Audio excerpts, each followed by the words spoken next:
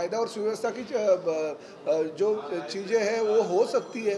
तो ऐसे नहीं होना चाहिए। इतिहासकारों को दिखाइए और दिखा के उसका जो पूरा 2-2.5 घंटे का जो भी आपकी फिल्म होगी वो इतिहासकारों के सामने रखते हुए इतिहासकार अगर उनको ग्रीन सिग्नल देती है फिर वो प्रदर्शित करना चाहिए और उसका प्रीमियर करना चाहिए। पुणे का एक सवाल, जीबीएस एक बीमारी है जिसमें सोलापुर में एक की मौत हो गई, 70 से ज्यादा एडमिट है, 15 से ज्यादा वेंटिलेटर पर है, पता नहीं चल पा रहा है क्या बीमारी, लेकिन महाराष्ट्र सरकार ने मुफ्त में इलाज करने के लिए कमला नेहरू कल अजीत दादा पवार साहब ने ये घोषणा भी की है। जो भी बीमारी है उसका तो आरोग्य खाता जो हमारे अम्बेडकर जी है वो भी ध्यान दे रहे हैं और हर जगह पे सोच रहे हैं कि कहाँ कहाँ पे क्या क्या तकलीफ़ें हैं, पेशेंट किस तरह का है, उसको किस तरह की तकलीफ़ें हो रही है। तो महाराष्ट्र सरकार की जिम्मेदारी बनती है और हमारी सरकार के माध्यम से पूरा जो खर्चा है वो उठाने की जिम्मेदारी हमारे आरोग्य मंत्री जी ने और फाइनेंस डिपार्टमेंट के प्रमुख जो अर्थ मंत्री है अजय दादा पवार उन्होंने कल ही ले ली है। सर हुसैन दलवाई ये कहते हैं कि कुंभ मेले में नहाने से बीमारियां फैलती हैं। हुसैन दलवाई जी ने क्या कहा उसके ऊपर मैं बयान नहीं करूंगा, मगर हमारे हिंदुओं का ये श्रद्धा स्थान है, उसके बारे में अगर कोई बयान नहीं करे तो अच्छा होगा। एसटी के बारे में जो विवाद खड़ा हुआ है, यूनिफॉर्म सिविल कोड के बारे में उत्तराखंड में जो लागू किया है प्रधानमंत्री जी ने वही सोचा है कि हर राज्य में वो लागू होना चाहिए। देखते उत्तराखंड में उसके ऊपर क्या प्रतिक्रिया जनता की आती है। महाराष्ट्र में अभी तक तो वो नियम लागू नहीं हो रहा है, मगर फिर भी पंतप्रधान जी की जो योजना हर राज्य के बारे में उसके ऊपर महाराष्ट्र शासन भी विचार करेगा। Sir ST buses price hike को लेकर विपक्ष सवाल उठा रहा है, कह रहा है कि अगर मंत्री महोदय इसका निर्णय नहीं ले रहे तो कौन ले रहा है? नहीं, देखिए राज्य परिवहन प्राधिकरण जो हमारी है उसमें मोटर वाहन अधिनियम 1988 के कलम 68(2) के अनुसार प्राधिकरण के जो प्रमुख है हमारे प्रिंसिपल सेक्रेटरी होते हैं ट्रांसपोर्ट डिपार्टमेंट के, उनके अंडर एक कमेटी होती है और कमेटी ने वो निर्णय लिया है। 23 तारीख को उसके बारे में 4 बजे बैठक हुई थी और वो बैठक में वो निर्णय लिया गया था। आपके माध्यम से कुछ पत्रकारों ने मुझे सवाल जब भी पूछा तभी मैंने उनसे बात की तो उन्होंने कहा था कि आज हमने सैंक्शन कर दी है जो पिछले 3 सालों से नहीं हुई थी एसटी की दरवार, वो हमने आज हमारी मीटिंग में जो दूसरे भी विषय थे उसके साथ साथ इसको भी मंजूरी दी है और 24 तारीख के मध्य रात्रि से वो लागू होगी। अभी आप भी जानते हो कि पिछले 3 से 4 सालों से एसटी की दरबार नहीं हुई थी। डीजल, पेट्रोल, साथ में टायर, साथ में सीएनजी, और उसी के दौरान कुछ हमारे कामगारों ने जो स्ट्राइक किया था उसकी वजह से बहुत ही लोड आ रहा था परिवहन सेवा के ऊपर और करीबन 3 करोड़ से ज़्यादा रोज का हमें नुकसान हो रहा था। और ये नुकसान अगर कंटिन्यू होता रहेगा तो कहीं ना कहीं परिवहन सेवा बंद भी गिर सकती थी। आज हमारे 87,000 हमारे पास कामगार हैं, उनके भविष्य का भी विचार होना चाहिए था। हमारे बस से चलने वाले 55 लाख ग्राहक हैं, उनका भी विचार होना जरूरी था। तो कुछ चीज़ पाने के लिए कुछ तो खोना पड़ता है। जिस वक्त 6 महीना पहले हमारी सरकार ने हमारी लाडली बहनों को 50% छूट दी थी, उस वक्त भी यही विजय वडेट्टीवार जी ने कहा था कि ये तो एसटी महामंडल बंद करने पे टूटे हैं। कुछ दिनों बाद 75 साल के ऊपर वाले जो हमारे ज्येष्ठ नागरिक हैं उनको हमने छूट दे दी थी, पूरा माफ़ कर किया था किराया। यही विजय वडेट्टीवार बोल रहे थे कि एसटी महामंडल डूबाने के लिए ये घोषणा कर दी है महावित्तीय सरकार ने। तो उन्होंने अच्छा तो हमारे बारे में कभी बोला ही नहीं है, तो आज भी वो अच्छा बोलेंगे हम ये सोचेंगे ही नहीं। सर वक्फ संशोधन कानून जो है उसको लेकर आज जेपीसी की बैठक है, कुल 444 ऐसे जो है राय दिए गए थे और ये कहा गया था कि संशोधन जो है किया जाना चाहिए। देखिए भाई साहब, ये बारे में मुझे कुछ पता नहीं है, उद्योग बारे में मुझे पता नहीं, उस बारे में मैं प्रतिक्रिया क्या देऊ। एसटीची भाडेवाढ झाली तर काही नवीन सुविधा देणार प्रवाशांना, त्याच्याविषयी थोडं सांगा। तेच देतो, मराठीतच देतो, ठेवा नाही नवीन सुविधा काय देणार?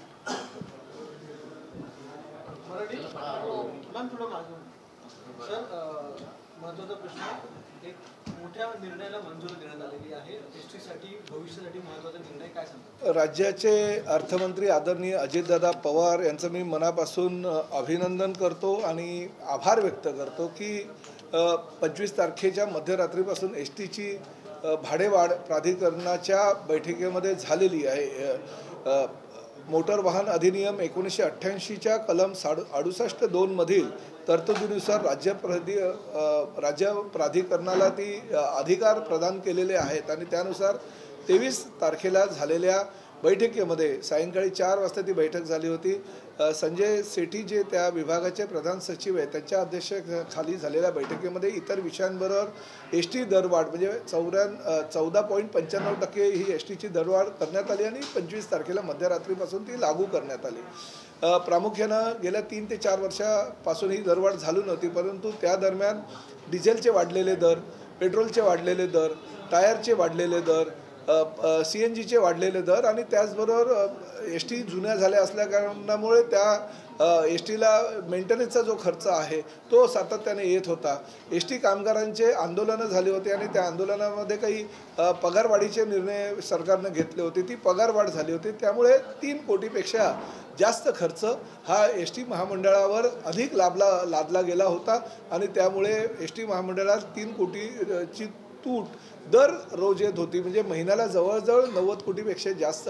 आणि हा तोटा जर भरून नसता काढला तर एस टी महामंडळ बंद करण्याशिवाय पर्याय उरला नसता. 87,000 आमच्याकडे फक्त कामगार आहेत, 10 ते 12,000 अधिकारी वर्ग आहे आणि 1 लाख अधिकारी आणि कामगार घेऊन आम्ही परिवहन सेवा चालत असताना अशा परिस्थितीमध्ये जर भाडेवाढ केली नसती तर ती कुठल्याही परिस्थितीमध्ये एस टी महामंडळाला परवडलं नसतं.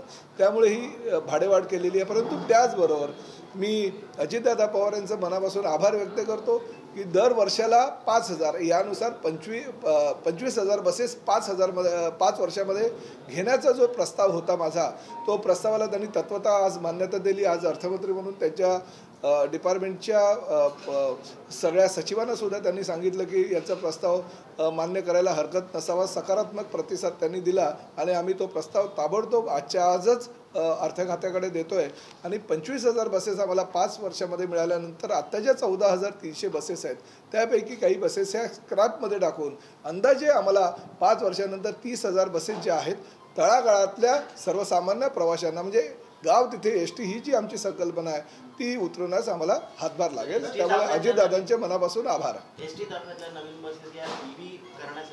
एस टी ताफ्यातल्या नवीन ज्या बसेस आहेत त्या बसेस आत्ता तर आम्ही डिझेलच्या घेतोय, परंतु ज्या EVच्या बसेस आहेत त्यामध्ये 5,000 बसेसची आम्ही मागणी केली होती. त्यामुळे त्यांना 23-24 आणि 24-25 या 2 वर्षामध्ये ह्या 5,000 बसेस द्यायच्या होत्या, परंतु ह्या देशामध्ये EV बसेसचं प्रोडक्शन फार कमी आहे, अत्यल्प आहे आणि त्यामध्ये प्रामुख्याने बॅटरीचा फार मोठा प्रश्न आहे. चायनाची बॅटरी त्या ठिकाणी लागते आणि हे परत चार्जिंग स्टेशन सगळीकडे आपले उपलब्ध नाही. त्यामुळे सुरुवातीच्या काळामध्ये त्याच्यामध्ये अडचणी निर्माण झाल्या. त्यामुळे फक्त 5,000 बसेसच्या ऐवजी आम्हाला 450 बसेस आतापर्यंत मिळालेले आहेत. त्यामुळे आजच्याच तारखेला आमच्याकडे 4,550 बसेसचा तुटवडा EV बसेसचा. त्याचबरोबर माननीय मुख्यमंत्र्यांनी 1,310 बसेस ज्या भाडेतत्वावर घेणार होत्या त्या प्रस्तावाला त्यांनी ती मान्यता रद्द केली.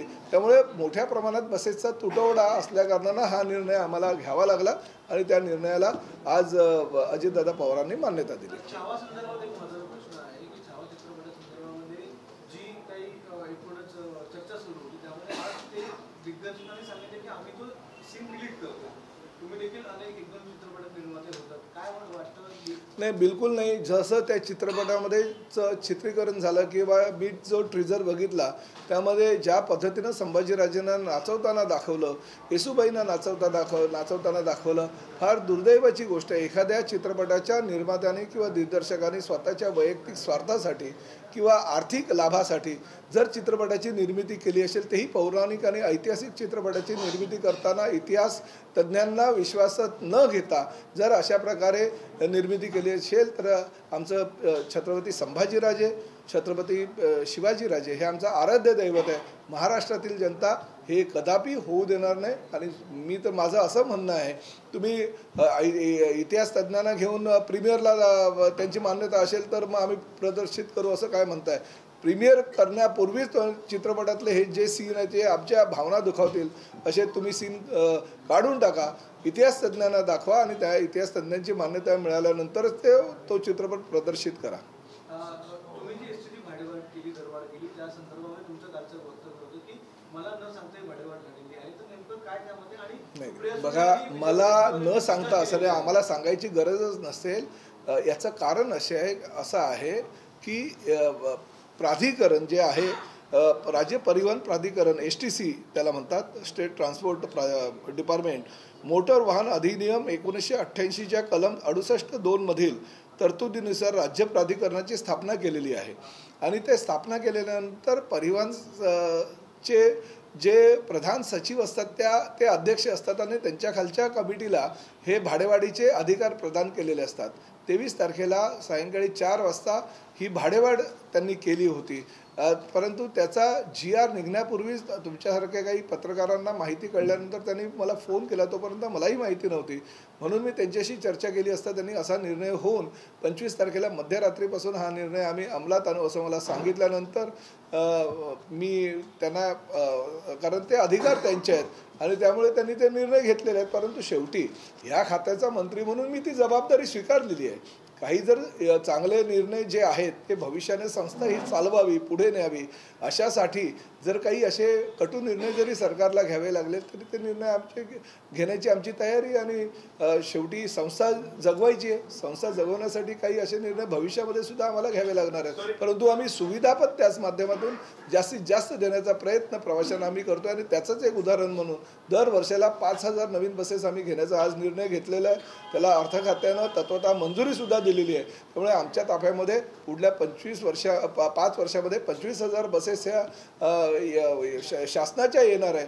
त्यामुळे आमच्या कर्मचाऱ्यांवर सुद्धा कुठे कुऱ्हाड त्यांच्या नोकरीवर येणार नाही आणि प्रवाशांना सुद्धा गाव तिथे ST आम्ही देऊ शकू. सर, एक पॉलिटिकल सवाल है. ये ठाणे में उद्धव ठाकरे जी जितने भी उनके पदाधिकारी हैं, नेता हैं, सबकी एक मीटिंग ले रहे, बैठक ले रहे, 2 दिन की ये बैठक है. शरद पवार भी अपने नेताओं की बैठक ले रहे हैं BMC चुनाव और महानगर पालिका चुनाव के मद्देनजर. तो क्या लग रहा है कि कितना उन्होंने हमारे नेताओं से कुछ लेना चाहिए इस बारे में? हमारे नेता तो रोज ही बैठक लेते, कुछ सवाल जो रहते रोज के जो हमारे से विचार विनिमय करते, चर्चा करते और चर्चा करते निर्णय लेते. कुछ अगर करेंगे नहीं और एक साथ में बैठक लेंगे तो जैसे हमारे नेता ने कहा 20 के 2 होने में टाइम नहीं लगेगा. Thank you sir.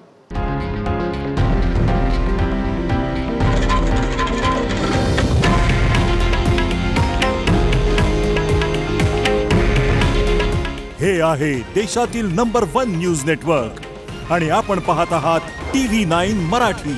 काळजी तुमची, हित महाराष्ट्राचं.